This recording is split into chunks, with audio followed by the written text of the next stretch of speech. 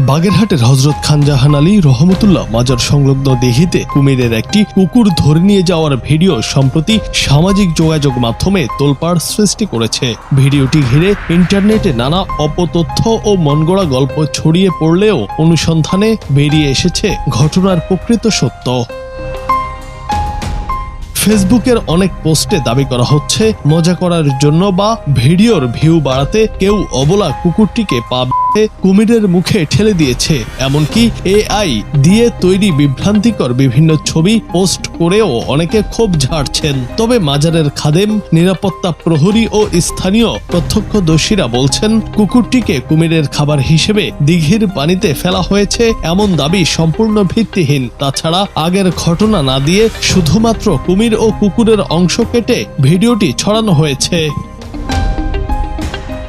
সেদিন আসলে কি ঘটেছিল? প্রকৃত ঘটনাটি ঘটে গত ৮ এপ্রিল বুধবার বিকেলে। প্রত্যক্ষদর্শীদের মতে একটি অসুস্থ ও কুকুর দিঘি এলাকায় বেশ কয়েকজনকে কামড়ে এবং কয়েকটি মুরগিও ফেলে। স্থানীয়রা কুকুরটিকে মারধর করে তাড়ানোর চেষ্টা করলে সেটি দিঘির প্রধান ঘাটে থাকা নিরাপত্তা প্রহরী মোহাম্মদ ফোরকান হাওলাদারের উপর চড়াও হয়।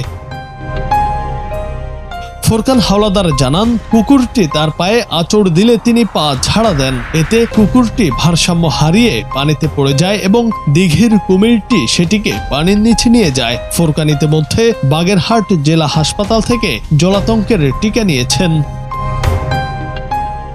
বিশেষজ্ঞ ও এলাকাবাসীর মতো স্থানীয় কুমির বিশেষজ্ঞ হিসেবে পরিচিত মেহেদি হাসান তপু গণমাধ্যমকে জানান, বর্তমানে মাদি কুমিরটি ডিম পাড়ায় বেশ হয়ে আছে, ফলে কাছে কিছু পাওয়া মাত্রই সেটিকে সে আক্রমণ করছে।